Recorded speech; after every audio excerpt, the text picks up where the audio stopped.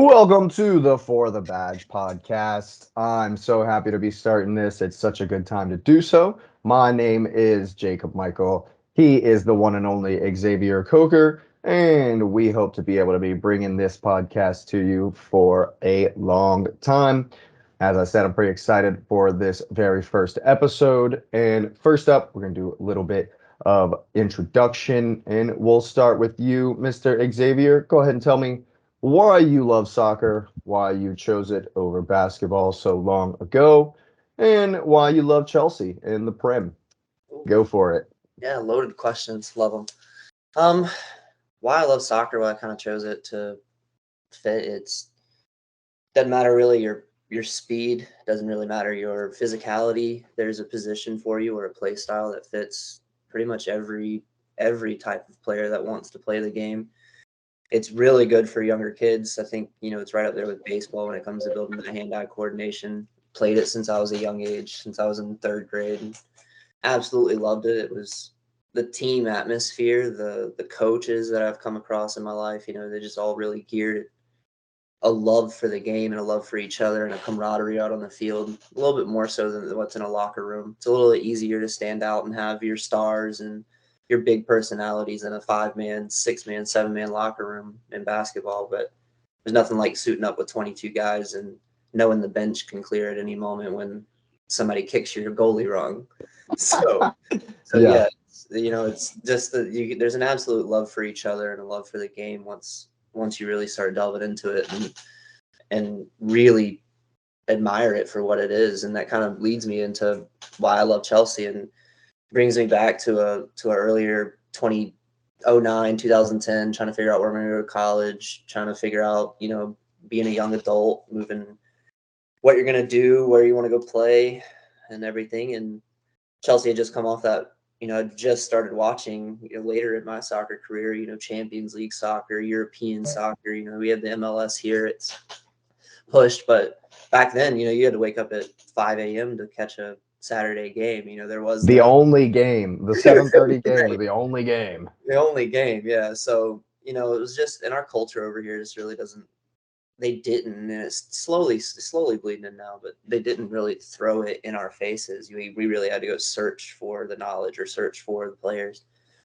But then, Mm, like I think with the advent of like online gaming and it's kind of a big world scale of like how it really kind of fell into place. Like started playing FIFA. Um, I had gotten some major injuries coming into my junior year, played a lot of FIFA in my downtime when I wasn't doing PT, got a lot of injuries even in my early soccer and CSU career when I was there to originally play basketball. It was, two hernia surgeries freshman and then another one in my sophomore year. I just had a shit ton of time. ooh.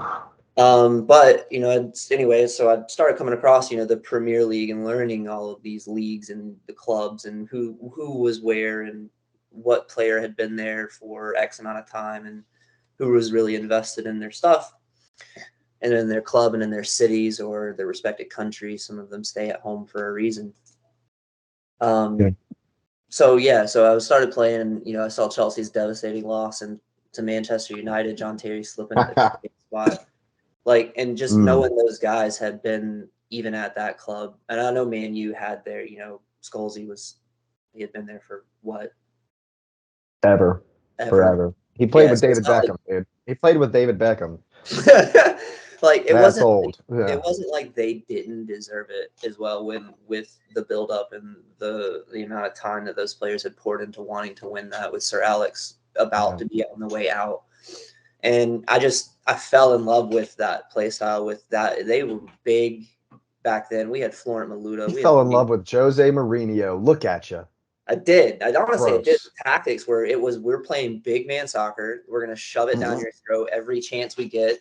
Find us on a counter, and we have Didier Yeah. Drogba, Florent Maluda. We have Ashley Cole flying down the other side. Like we're gonna find somebody. Right.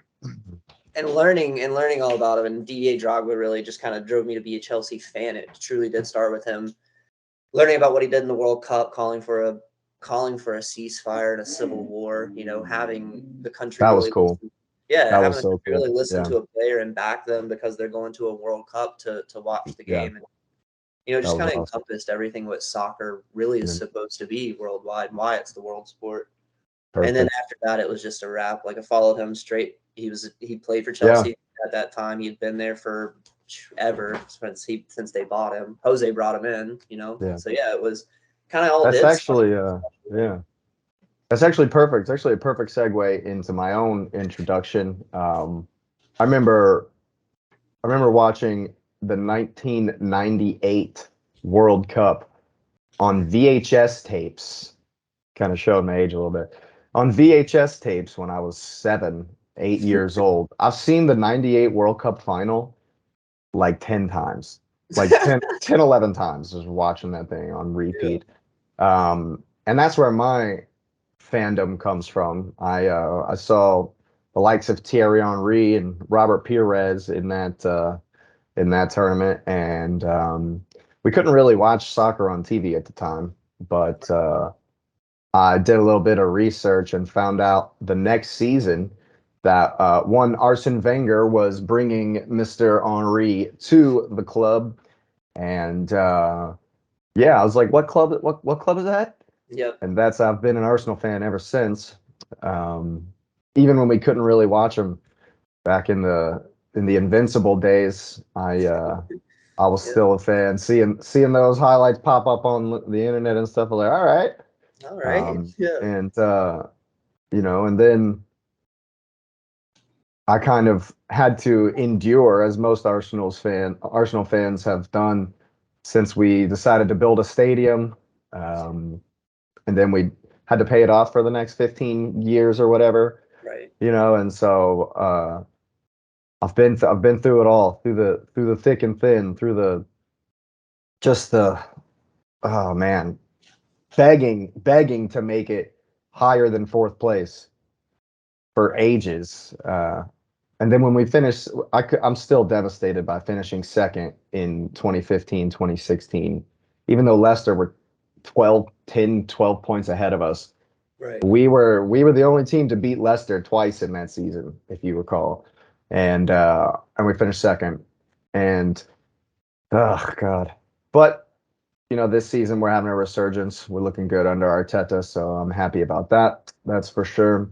Um, I guess you could say, is in a broader speaking, I love the game because when I was really really young, I lived on the soccer field with my brother. And of course, you gotta want to be like your older brother. Oh, So absolutely.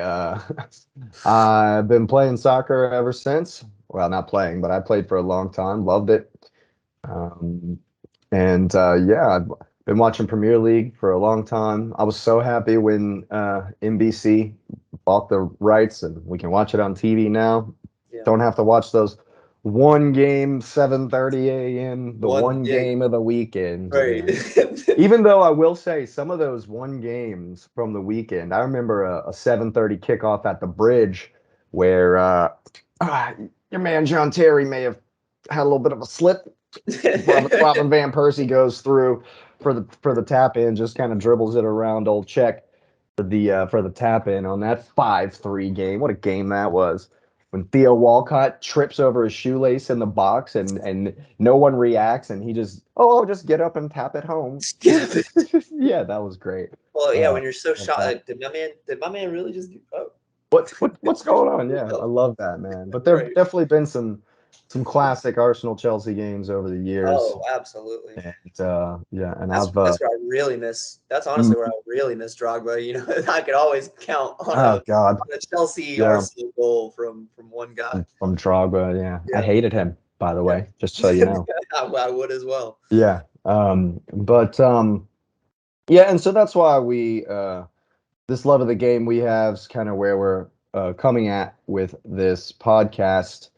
Um, and for the badge is something that is very big, very near and dear to me when it comes to watching soccer. When it comes to the fact that those are the players that the fans love. You Right. know, the people that, like I wrote on my notes that this person's going to give their firstborn son for the team. Right. You can see every time they come out, they're fighting. They've got the heart. They've got the passion. That's what. you love to see in the game. That's what we want this podcast to be about, is the heart, the fight, the passion, and because those are my favorite kinds of players. If you look back over the days, I'm sure there are plenty you can name from the Chelsea ranks. If you look at people like, even today, you can go talk to Thierry Henry and he's gonna tell you, oh, Gunnar forever. If you even look at Lee Dixon, the guy that commentates for NBC all the time, you can see, you can hear in his commentary, it's like, Arsenal are the greatest and everybody else can whatever. Right. But when you look at some of the players that are just always fighting for the shirt, always. That's what For the Badge is about. For me, one of Arsenal's greats that always gave 110, was always fighting for the badge, no matter what was happening off the pitch. Was Aaron Ramsey. It's one of my favorite Arsenal, one of my favorite Gunners. Obviously, Thierry Henry is every Arsenal's fan's favorite Gunner. That goes without saying. But Right. Aaron Ramsey, Rambo, I called him. Yeah, he was there in the big moments. Got FA Cup winning goal. He was there after we sold everybody. Everybody, yeah, he was one of the last of the Mohicans He was from. one of the. And guess where he's at now? Still to this day, he's at Juventus.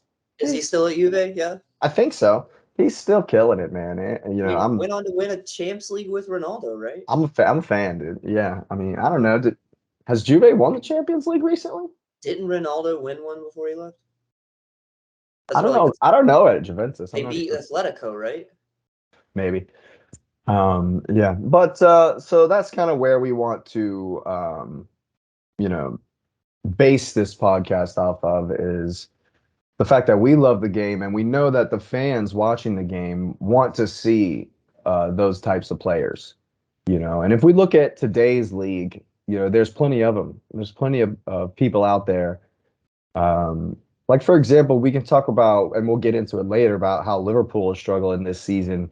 But if you watch any of their games, you can see Luis Diaz is a player that, I mean, I'm obviously not a huge fan of anybody that plays for Liverpool. Plays for Liverpool, yeah. But you can tell that Luis Diaz, every time he's on the pitch, he's working, he's hustling. He's harrying defenders, and when he gets the ball, he's got quality. He's got a ton of quality. He's scored some nasty goals already this season. So he's definitely an example of kind of the energy, the spirit, the passion, the heart that we want to shape this podcast after. See, and I felt like Milner was always a guy like that over at Liverpool. I felt like he was always one that truly played for the club. Yeah. It didn't really matter who would have signed him or where he's bought in. Like, you can. Yeah. Who would you say is the For the Badge player at Chelsea in your viewership? Like, who, the most, maybe Lampard or Terry, who really, that you've watched that you love to see, that you watched playing over the years? I mean, I guess the easy answer is Frank Lampard. I mean, yeah, he's Mr. I mean, him and Terry, like, Mr. Chelsea comes up to mind. But, like, honestly, I think the unsung hero, truly, I mean, my initial gut reaction goes to Terry over Lampard when it comes to that, because Terry played every game of a Premier League winning season, every minute. He did not come out, even injured. He made sure to drive that ship home before he left the league. And when Terry left. Lampard went to Man City, and ultimately, I mean, it was, I get it. You're going to do what you're going to do. You need to make your money. If you're not done playing, you're not done playing. But if you're not done playing, then I don't understand the whole locker room situation. I don't understand the front office situation. It's never been really divulged, but there's always a way to stay. Like, okay, yeah, I'll take half the pay. Like, we've seen players do it time and time again. Okay, fine, I'll take. Gerard Piqué is doing it right now. Piqué is doing it at Barcelona right now. Right. Did you know that he took a monster pay cut to stay on the team, and he offered to pay for free, but to play for free, but La Liga wouldn't let him do it. Yeah, there's a min. You have to. They wouldn't let him play. It's not like Gerard Piqué needs any money. I mean, he's aging, and he's starting. He's in the back line for Barca.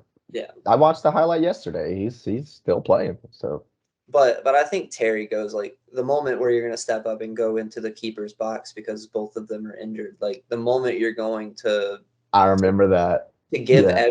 everything he had was for he stayed at the club until he couldn't coach, until he couldn't be an advisor, until he wanted to move on. But like He's honestly, I at think Villa Terry, now. He's yeah, a in the coaching staff at Aston Villa. I think a very unsung hero with all of that. Like no one really wants to bring him up, but Petr Cech gave Chelsea everything, Okay. everything he had. He gave Arsenal everything he had. I'm a He's a fan. You know. he's a for the he does that's his goal. Yeah. Like that's his Yeah. like you're I not mean, he's just a true professional. You right. know, definitely. No matter what badge he was wearing, he was No. playing Even for when it. he's playing hockey, he was like, bro, this is life. Oh my God, yeah. Yeah, but All right. I think over in my viewership, it goes Terry, and then that was then handed baton down to Aspilicueta, and I think for the heart of this club, even with all the turmoil and change, that's why I love Mason Mount, but I think it has to go to Reece James. I think the baton has to be passed to Reece Really? James. It has to stay. He's got to step up though, man. He does. He's having a terrible season. They're all I having a think terrible I think season. they're down. I think they're downplaying what truly kind of happened off season and why he's been injured. Yeah. Like he sat out, he didn't get on the bus. They say he bumped his knee at practice, and then like he comes out, he kind of has an abysmal showing. He's not brute force challenging. You know, he's a bulldog, and he's not bulldogging. Like Well, it's always easier when everyone's playing good. You know, when the true. team is doing good. You know, when there's no Oh, BS I can only in the imagine. back Right? I can room. only imagine I the can't. Yeah. overarching headspace that has to be taking place in that locker room. Yeah, but Yeah, it's nuts. who would you say the same question back to you? Who would you say the Arsenal in your viewership for the Hmm. badge?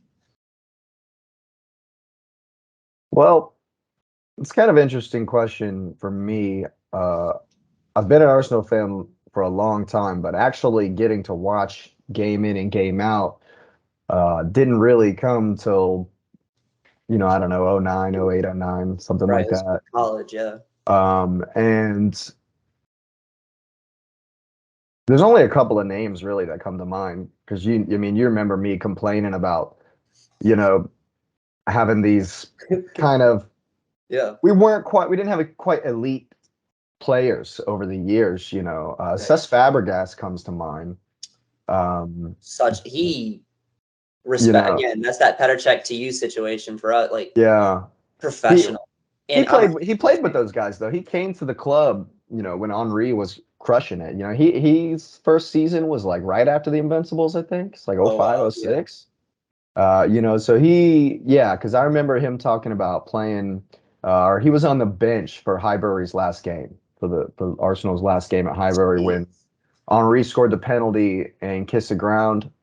He talks about that in one of the documentaries. So I think Cesc Fabregas definitely, but again, it has to go to Aaron Ramsey. Wow. Rambo's the one. He always did what he was asked. Not to mention, man, I don't know if you remember the Birmingham City game back in the day. That's one of the most horrific leg breaks I've ever seen in a game, in a professional sporting event. That was one of the most horrific challenges I've ever seen.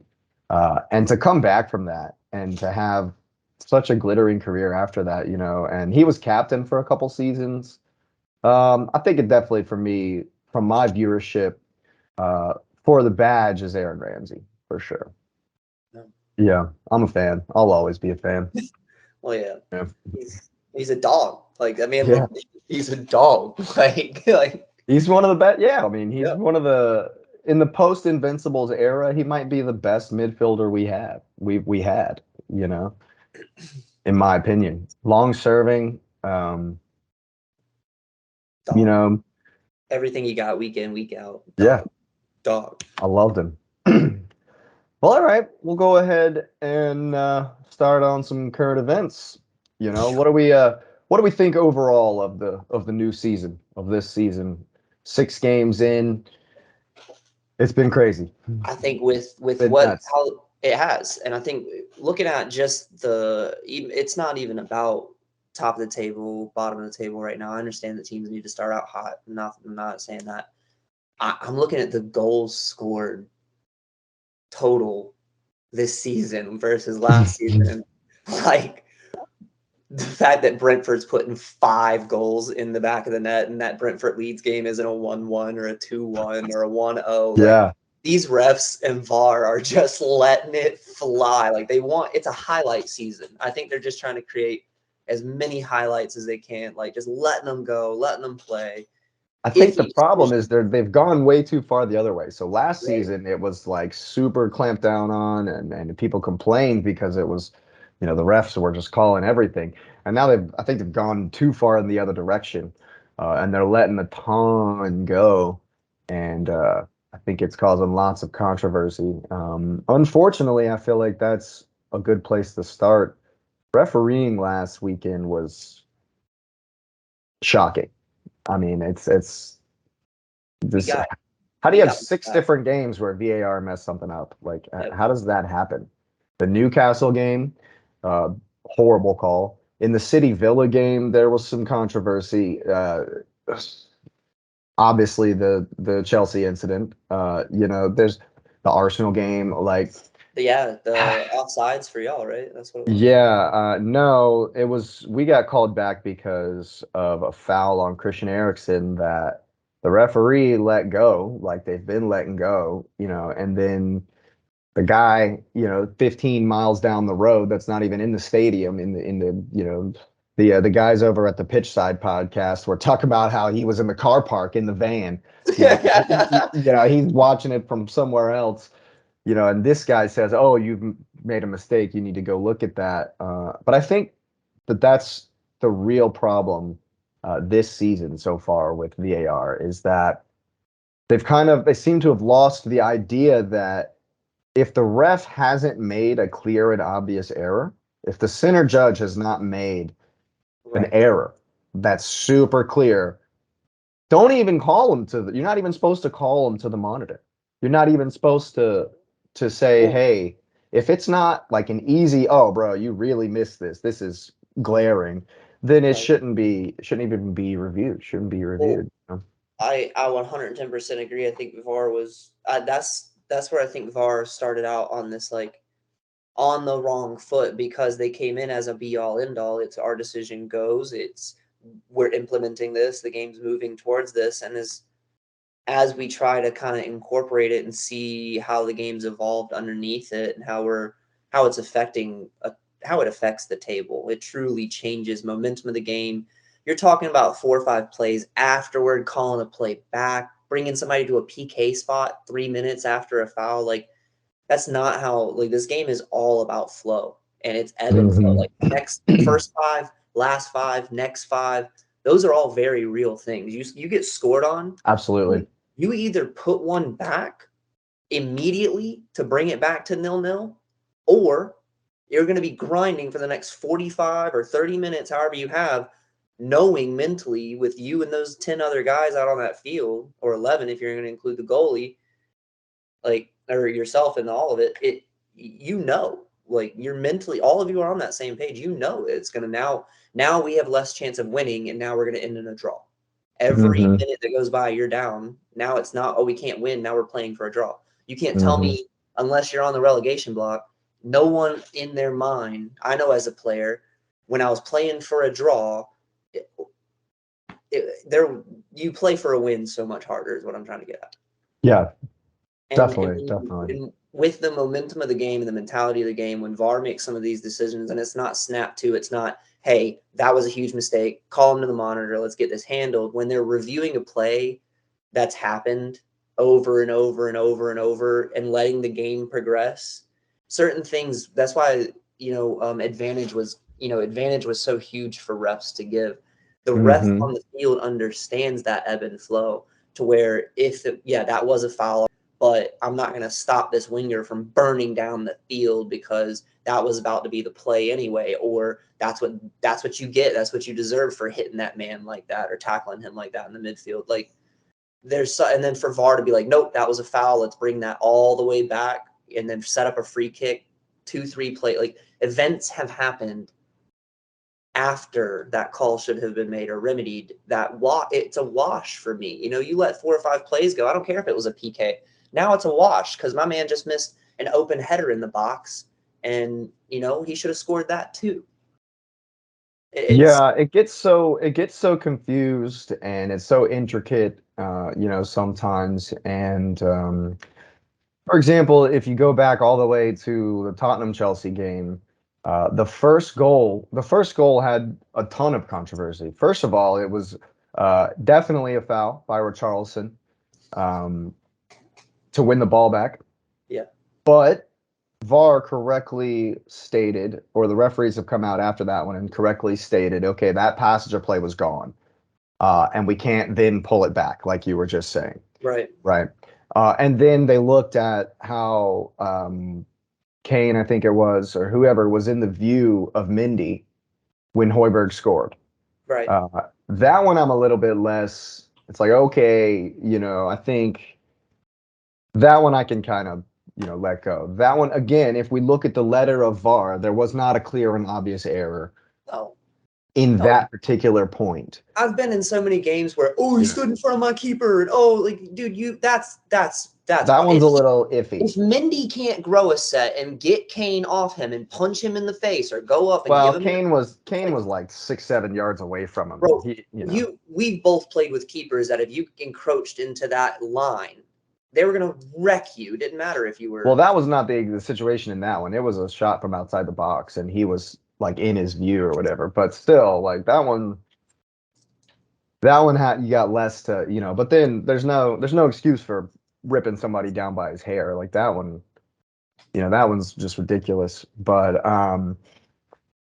it's like I say, I think it's just gotten away from the clear and obvious error thing that was supposed to be to help the game flow, that was supposed to keep the game from getting so truncated and so, split up, was the fact that, okay, he hasn't made an error, let's just move on, and they've gotten away from that a lot. But I will play devil's advocate a little bit. I don't think we can ever go back. I don't think we can scrap it. And I definitely am a proponent that the system has made the game fairer. They more often than not, they do get it right. I know we're struggling this season, and the whole offsides thing is it's killing me. It's because the only thing is they're not consistent. They're not consistent with it. They're supposed to wait until the phase of play has gone to raise the flag, and sometimes they do. But if they would have done that in the City Villa game, City would have lost that game. If they'd have done that, because Philip Coutinho was not offsides when that ball was played. It just looked like he was because of how the players moved away from it when he came back to get the ball, but he was not offsides, and they couldn't review it because he put the flag up really fast. He put the flag up before the play was over, and he blew the whistle as he was shooting the ball. That was not how the offsides flag is supposed to work. And so just the fact that they need to get it consistent, and then there wouldn't be all this controversy. We could just straight up. And what's even worse is when the referee association comes out and apologizes, and it's just like, hey, we made a mistake. Sorry. But y'all dropped 2 points off of one of those sorries. And if you think about the fact that the league was won last year by 1 point, these calls can decide titles, and that could have easily taken us out of. You have to look at third or fourth place. You have to look at fifth place. Like you have to look at these Europa, and like Chelsea wouldn't be where we are if we wouldn't have been able to win the Europa and get back to the Champions League. Like these are momentous events that happen to clubs. You take a club out of Europe, you take a club out of Champions and Europa, you don't let them play a lot of money. What kind of bidding power do you have at the table when the lot summer of money, when the summer, right, and the money from the checks from the games, the bargaining chip you get at the table with players, Like all that goes out the window. If I'm Eden Hazard, in my prime, of course I'm not going to leave Chelsea to go anywhere but another Europa or another Champions A League. better team, yeah. Right. I'm not, give I get Leicester it. I get what you're props, they saying. won Yeah. the league, but you're not going to buy a player like that. You're not going to buy a Ronaldo. You're not going to buy a Messi. You're not doing it. You're not Well, going if to you be got able $1 billion, yeah, but if you have $1 billion, you can buy Ronaldo or it'll be Messi. right. Yeah, It's but it's just it just takes away, and it's momentous. Like the table gets so tight. It looks loose at times. It looks like, oh, City had what, a 13-point lead at one point, but 3 weeks you drop 2 games, they're right that's the back in. thing. City are so consistent, though. It's so tough to be that consistent, and so Well, that's they Pep. can tie, they can drop a couple points here and there and be fine. Pep Guardiola has been a The master at chasers asking can't. into the People chasing them cannot afford these for VAR to be taking points from you. right. That's not something Arsenal is going to be able to afford if we're going to mount the challenge this season. It's definitely not something y'all can afford. The shambles y'all are in right now. Bro, You I know, don't get uh, it. I don't get it. We have 3 losses, a new team, and we'll get to it. yeah. Yeah. Well, let's look at some of the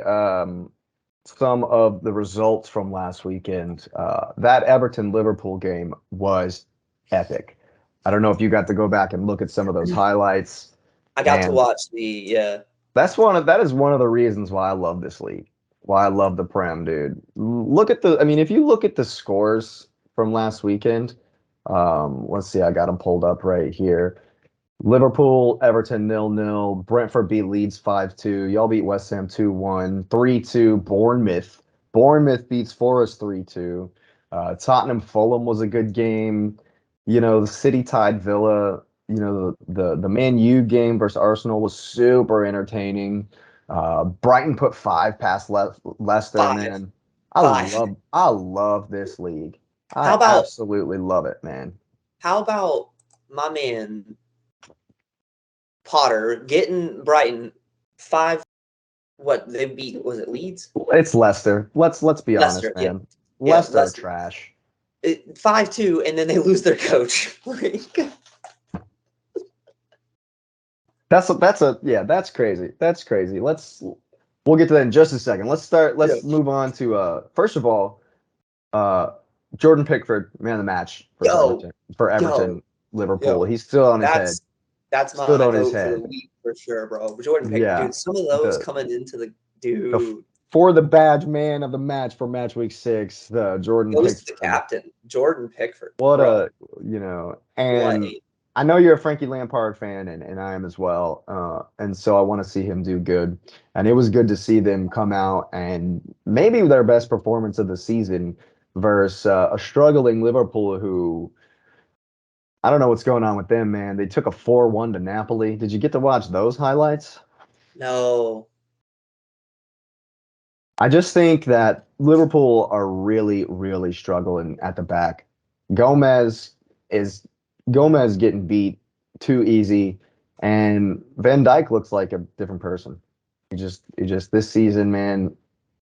I think his injuries have finally caught up Started to to him, catch them. and he he's a different player.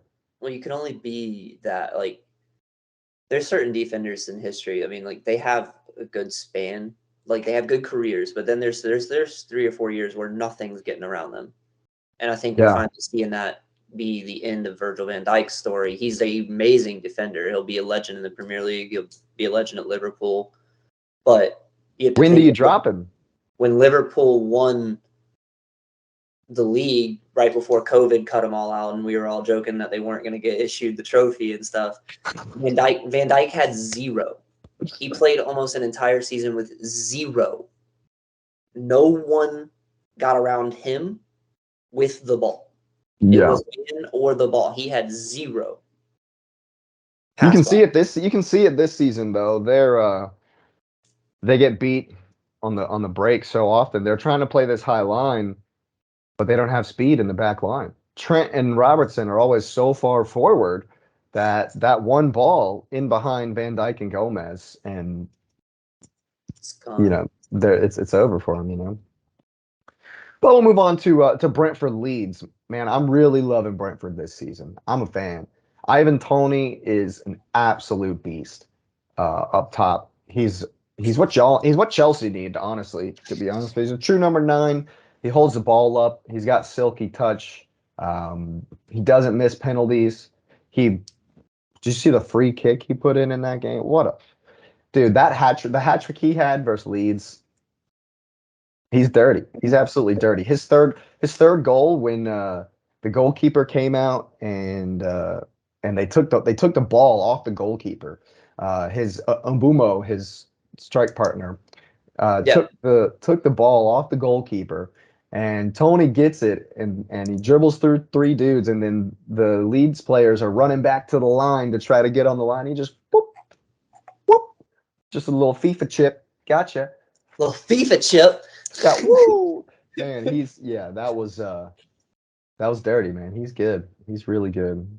And one thing I also wanted to mention that I kind of been keeping in my pocket, uh, Luis Sinistera. I think that's his first name. Sinistera for Leeds is looking sharp this season, man. He got that goal. Their first goal in the game, and he scored the week before in a real important goal as well for Leeds. And so he's one to watch. He's one to look to keep an eye on. He's young.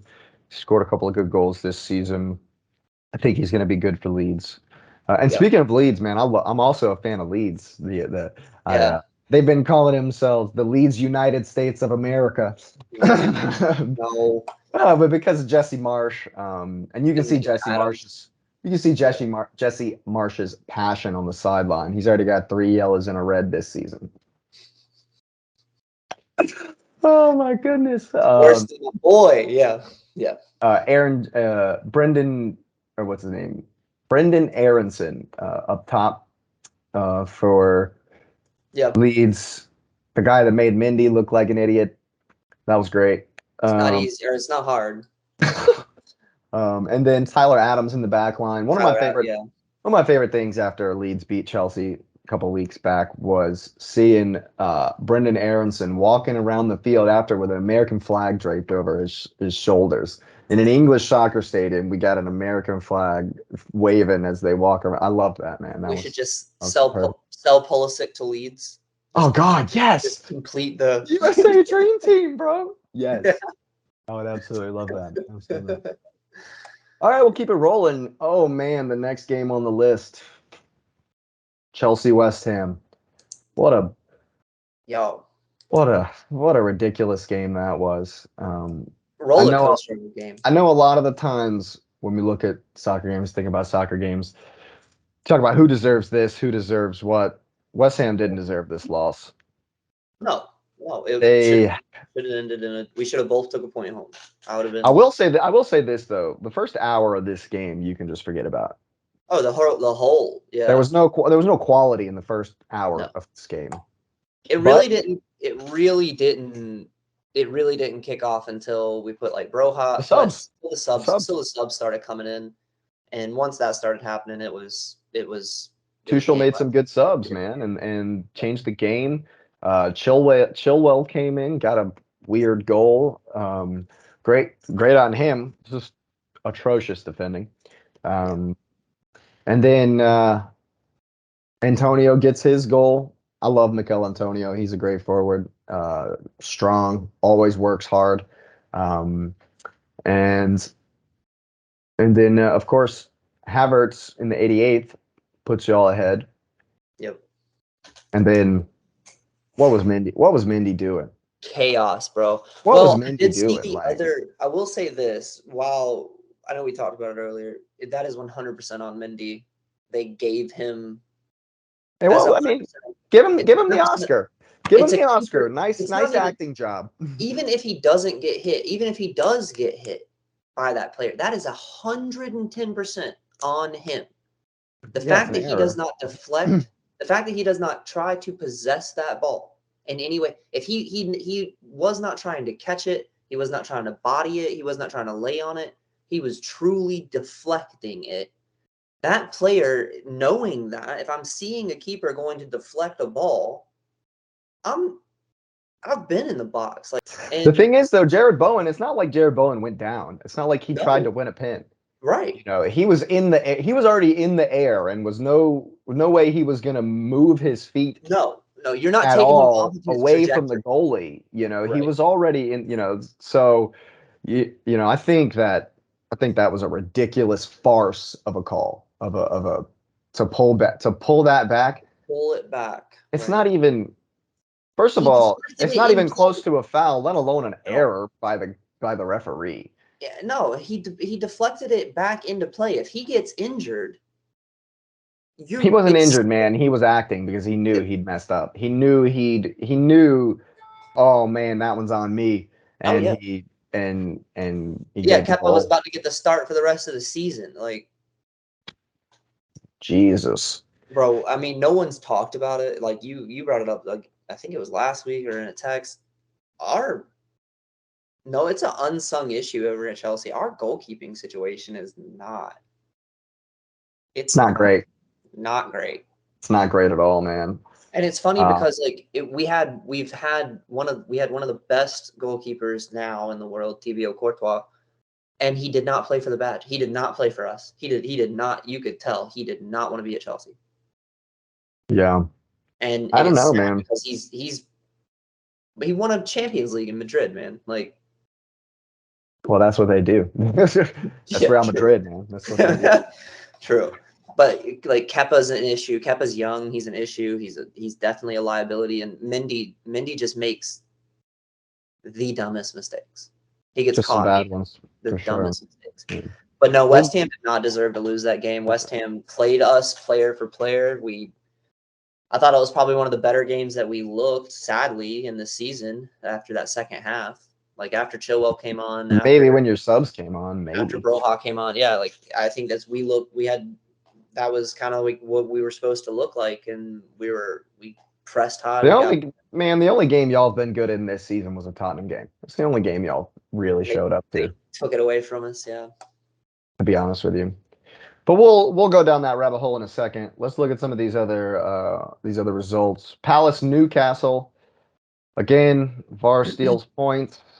I mean, I don't know if you saw that replay. Joe Willock gets clearly shoved. The guy's arms are like this, clear shove. And they say that Willock fouls the goalkeeper after he's been, bodily thrown like an NFL or a rugby challenge into the goalkeeper. They're saying he caused a foul. He was the one that fouled. And then it was an own goal. No. Yeah, it definitely should have been the goal given, which, yeah, it's harsh on Palace. I think Palace have had some, they've been unlucky this season. They've, they're a strong side. They've looked well. Willie Zaha is a true forwards forward. I've always liked Zaha. I think he's been. I've He's always one of liked those, Zaha. he's one I of those just think forwards yeah, that he, he's not going to give you, he works. He definitely works. He definitely puts shifts in, but he'll disappear from games, man. For long stretches of the game, he'll disappear, and you'll kind of forget about him, and then he'll pop up with just the most ridiculous goal you've ever seen. And like, yeah. whoops, we forgot he was here, and then he's just scored a world class goal. Maybe that's his That's his play. thing. It's like it's That's the his. whole Messi idea where I'm not going to touch the ball for the first 7 minutes of the game, so people forget about me I being don't on the know. field. Messi, no one forgets Messi's on the field. No, There's no forgetting that. no. It's Messi's just on another level. And especially the way Paris are playing right now. I don't know if you've watched PSG any stupid of right their games. Dude, Mbappe, Messi, and Neymar up front. And they're all firing right now, dude. now. Yeah, no. It's dumb. Neymar's looking really good. I But it's am okay. not a Neymar fan, but No, he's you're looking not. really, really good right now. And it sucks for anybody coming up against Paris. I'll tell you that right now. That's for sure. That Bournemouth Forest game looked like it would have been fun. Oh man, those highlights. Really I what watched it this in Fulham. really I what didn't get that game says to me is that Forrest Forest are all over the place. Honestly, I expected them. I've watched a couple of their games. They've looked, halfway decent at times. They look like they want to keep the ball, but it's a different lineup every time. They brought in 20 something odd new players. Mm. It's a different lineup every game. Who really knows? And honestly, what I think happened is they just went to sleep. Bournemouth have been so bad Bournemouth, right, that right. they're like, we got a 2-0 victory going into halftime. We got this in the bag. We'll cruise. And you cannot, that's again why I love this league. You cannot, against any team at all, ever have that attitude. Never. And I think that's honestly been Liverpool's problem this season, part of it. Show up and Right. expect to win. It's been Chelsea's problem. Show up and expect to win. Y'all went to Croatia and like, yeah, it's Did the Zagreb. exact same thing. Who's even heard of Dinamo Zagreb? We're just gonna steamroll, and then you didn't show up and you got No, beat. we leave, Uh, we you leave, know, we leave Silva and Conte at home. We leave, yeah. No, like uh, you know. And again, we'll get there. But we go on. We move on. The next one I have 2-1. here: Tottenham over Fulham. Man, Tottenham are an interesting proposition this season. Conte's, I obviously hate the way they play. well, yeah, And I think a lot of Tottenham fans are not excited about how they're playing at the moment either. But they're getting results. right. No one's They gonna didn't argue. they didn't look great versus Marseille in the Champions League. Got a 2-0 victory. Came away with a 2-0 victory. I think if we look at the other side of that game, Fulham are given a really, really good showing this season. Yes, they're a London rival to Arsenal, but I am a fan. Fulham gave Arsenal everything we could handle, and I think a lot of it is coming from another thing that Chelsea is lacking. Alexander Mitrovic is an absolute beast up top for Fulham. I mean, 3 seasons ago when Fulham were last in the league, my man got count them, 3 goals all season long. He's got like 8 goals already this season. He's got like 7 goals. Damn. He's got 5 or 6 goals in the league already this season. He's an absolute machine. He's clutch. When they beat Brentford 3-2, he got the header in the 87th, 89th minute to win the game. He's got that clutch gene, and he's missed a pin this season. Like he had a penalty saved this season, so he should have another goal in the box, in the bag, and Yeah, he's fire. Yeah, 6 goals, 6 appearances. God, y'all need a forward like that so bad. Chelsea need a forward like this so bad, and I think it would literally solve all of your problems going It would forward. gel, right? We just Um, have to have somebody we believe in that can yeah, really just push the ball forward. Yeah, we've and if you look at some of Fulham's results, the tie at home versus Liverpool, I watched that game. Yes, Liverpool are struggling, but Liverpool had to rescue that game. Fulham were in control of that game for a long time. Liverpool had to rescue it. And so Fulham are definitely a team to watch out for this season. I originally thought that, yeah, they'll probably get relegated. Um, but then I watched their very first game and I watched the next game and I've seen the next game. They look good, man. I will be absolutely shocked if they go down this season. two, Uh, you know, right? um, so that's definitely a team to keep an eye on. We'll move on. Wolves get their first win with just just the oddest goal. Just Yo, a how? just a miss hit, and it Huh. bounced past the goalkeeper. Wasn't a lot of quality in this game. Southampton have brought like a workman-like kind of performance to pretty much all of their games. They don't have a lot of quality. Yeah, They haven't shown their quality going forward much this season. They do have the quality there with the likes of Elise and some of their forward attacking players.